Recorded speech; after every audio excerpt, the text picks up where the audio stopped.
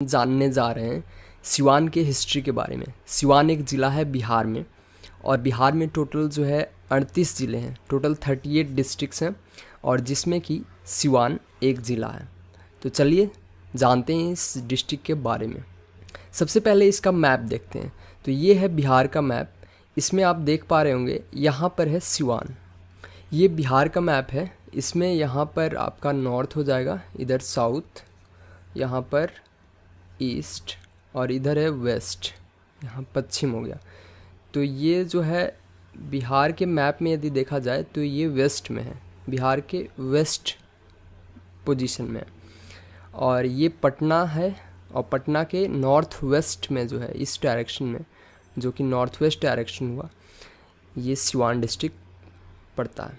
तो सिवान के बारे में सबसे पहली बात ये है कि ये western part of the state में पड़ता है, और ये पहले सारण डिस्ट्रिक्ट का हिस्सा हुआ करता था, सब डिवीज़न हुआ करता था। सारण डिस्ट्रिक्ट जो कि पहले छपरा डिस्ट्रिक्ट था, और छपरा डिस्ट्रिक्ट का ही नाम अब हो गया है सारण डिस्ट्रिक्ट, और सारण डिस्ट्रिक्ट के अंदर आता था सिवान।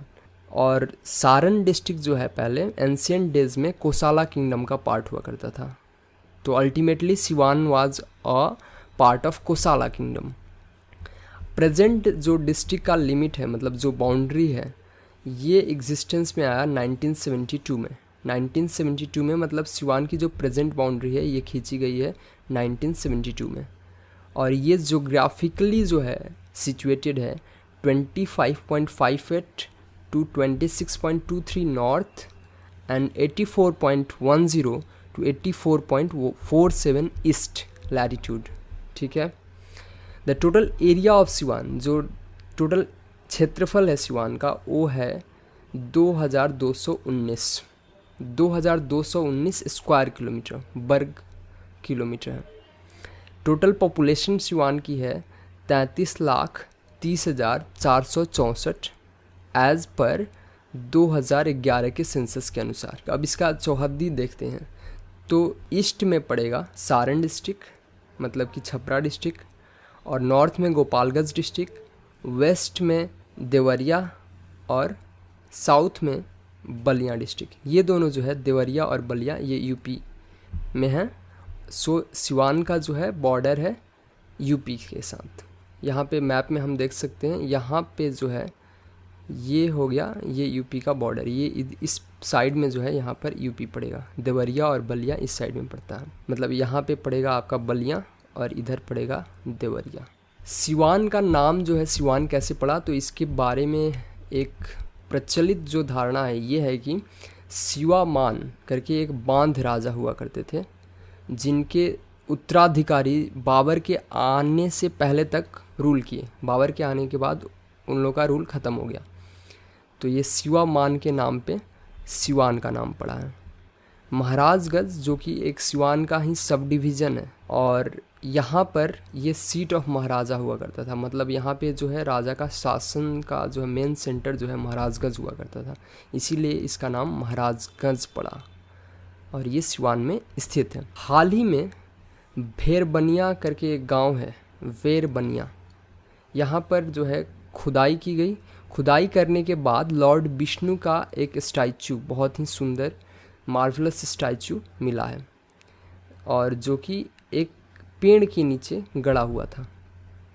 तो इससे यहाँ पे पता चलता है कि यहाँ पे बहुत पहले जो है भगवान विष्णु के फॉलोअर जो है इस एरिया में बहुत ज़्यादा लोग थे। और कुछ कहानियों के अनुसार, लीजेंड के अनुसार जो है ये कहा जाता है कि जो द्रोणाचार्य थे, महाभारत में जो द्रोणाचार्य थे, वो जो है यहाँ पे एक गांव है दोन करके, ये डॉन नहीं है, इसको वहाँ पे दोन बोला जाता है, जो कि दरौली ब्लॉक में आता है, और यहाँ पे इनका मतलब जन्म हुआ था द्रोणाचार्य का, इसलिए वहाँ का नाम पड़ गया दोन। कुछ लोगों का ये भी मानना है कि सिवान वो जगह है जहाँ पर लॉर्ड बुद्धा मरे थे। एक्चुअली जो है कुशीनगर में, अभी जो आपको हिस्ट्री बुक में मिलेगा वो कुशीनगर है, लेकिन कुछ लोग मानते हैं कि सिवान वो जगह है जहाँ पे लॉर्ड बुद्धा मरे थे। सिवान का पहले एक और नाम हुआ करता था अलीगंज सावन।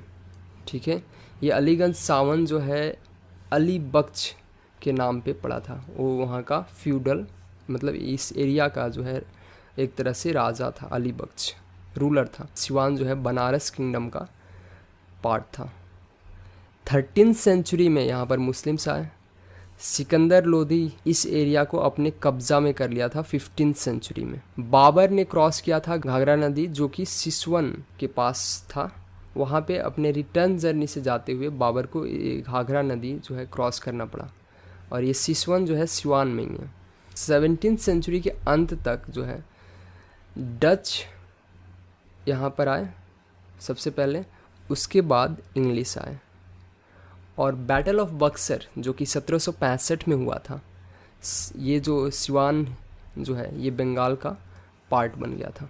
एंटी पर्दा मूवमेंट इन बिहार जो कि श्री ब्रज किशोर प्रसाद, एंटी पर्दा मूवमेंट श्री ब्रज किशोर प्रसाद जो कि सिवान के से बिलोंग करते थे, इन्होंने यहाँ पे शुरू किया था।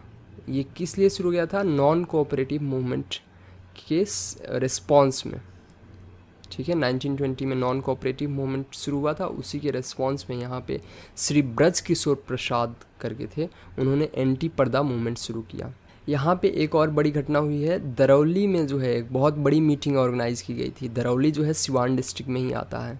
कार्तिक पूर्णिमा का मेला लगा हुआ था, और यहाँ पर डॉक्टर राजेंद्र प्रसाद जो कि भारत के सबसे पहले राष्ट्रपति बने, उन्होंने यहाँ पे एक मीटिंग बुलाई थी, और उन्होंने जो है वो एडवोकेट थे, वकील थे पटना हाई कोर्ट में, उसको अपनी वकीलगिरी को छोड़कर गांधी जी ने जब बोला कि मतलब बहिष्कार करना है, सबको सिविल डिसोबीडियंस करना है, तो वकीलगिरी को छोड़कर यहाँ पर देश की सेवा में लग गए थे, स्वतंत्रता सेनानी बन गए थे, और यहाँ पर दरौली में एक मीटिंग हुआ था।